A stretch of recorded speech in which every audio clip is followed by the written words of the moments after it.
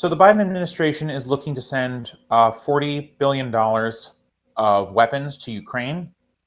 This is, I believe, the third in a series of sets of weapons to Ukraine. And let me just start out by saying that I'm not inherently opposed to providing a country the ability to fight a defensive war, right? It's true, Ukraine has been invaded and they didn't really have the military capacity to defeat the Russian military. Now, that's partially changing because lots of people are giving them weapons. And, so I understand the situation that Ukraine is in, and I'm not opposed to them receiving weapons, okay, in theory. But at this point, we've sent multiple rounds of heavy munitions over there. And so, they have made some progress with those. It's great, right? Good things. People are able to defend themselves. We want that. But there's essentially no back-end process as of right now to track where this weaponry is going, right? And there are parts of the Ukrainian military and National Guard that, we don't really want to be supporting. And of course, I'm talking about the Azov Battalion. But, even if you take them out of the equation, even if we were only handing these weapons to a government, we would want some sense of what's going on with them, right? And not because we don't trust Ukraine, but because it's important for us to know when we're putting something this dangerous out into the world, what impact that's having. Remember, these weapons don't poof away if the Ukrainians have to fall back from a position, right? Or, it's not like the Russians can't use them if they find them, right? And so this is part of the concern. Is there a way? Is there any mechanism that we in the U.S. have to essentially make sure that we are aware of all weaponry that is going to Ukraine, that it's tracked in some way, that we can verify that it doesn't get into the wrong hands? By the way, it's not just the Russian hands that we're interested in it not getting into, right? So at this point, Donetsk and Luhansk, which are the two independent republics in southern Ukraine, and Crimea looks like it might be going, it is gone that way too, right? In theory, we don't want the administrative municipalities or governments or whatever you want to call them of those republics getting them either, right? And so if the Ukrainians have to pull back from a position, a lot of this stuff is heavy weaponry. It's not necessarily coming with them, right? So it just gets left there. So either the Russian government gets it, or the breakaway rebel groups get it, and those are groups of individuals that we don't want this heavy weaponry going to, right? And so how do we prevent that? Well, we partially prevent it by making sure that we are aware of at least where this weaponry is going, and we task the Ukrainian government with some responsibility here, and we say to them, hey, to the extent possible, keep track of this stuff and tell us what's happening to it. Again, not because we don't trust the Ukrainian government. In fact, I think this is a way that you can tell the Ukrainian government you trust them. Hey, we're giving it to you. It's important for you to have it. Can you make sure you don't lose it? And if you do lose it, let us know. Let us know what the enemy is working with, right? Because it becomes our responsibility as the United States to deal with the damaging equipment and other things that we put into the world, right?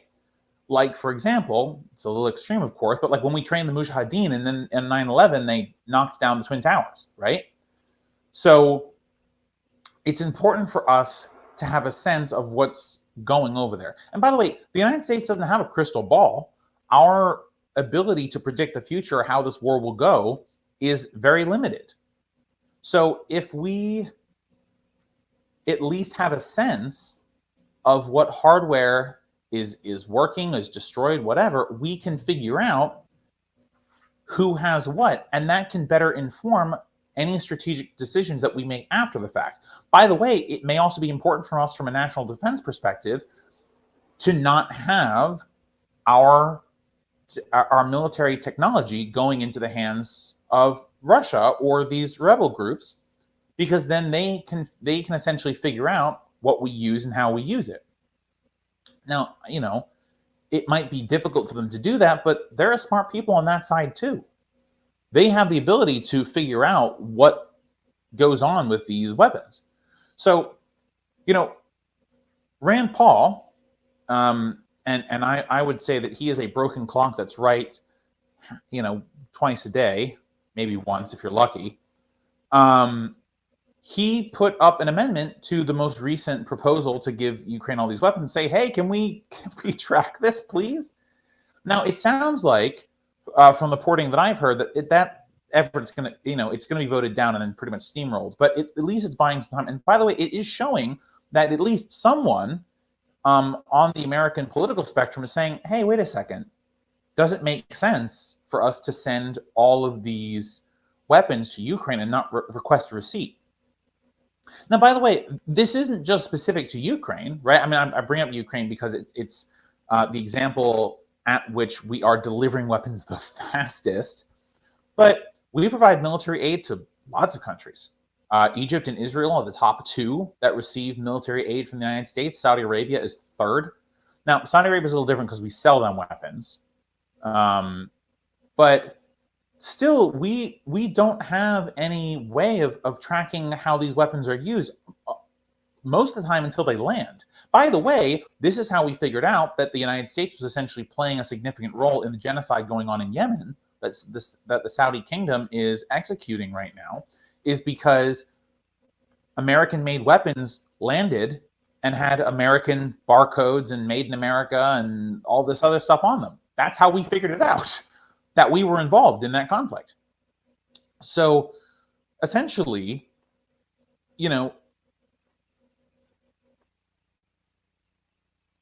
to have a sense of where the weapons that we're putting out into the world are going, to make sure that we can take responsibility for those weapons when they're used, or we can ask someone else to take responsibility for them, to make sure that those weapons are not getting into the hands of people or groups that we don't want them to get in right now. And we're not doing that. So we just don't know. Essentially, these items go off to Ukraine and Israel and Egypt, and it's a black hole. We have no idea where it's going. And this makes the world a more dangerous place. A weapon doesn't have any other purpose than to destroy things or kill people, right? So when we continue to put weapons out into the world over and over and over and over and over, and we're not tracking them, we have no idea where they are, anyone, whether they like us or not, can use those weapons. Can, in the case of of other groups, use that training. The United States history is replete with instances of people who we have trained who have then turned on us.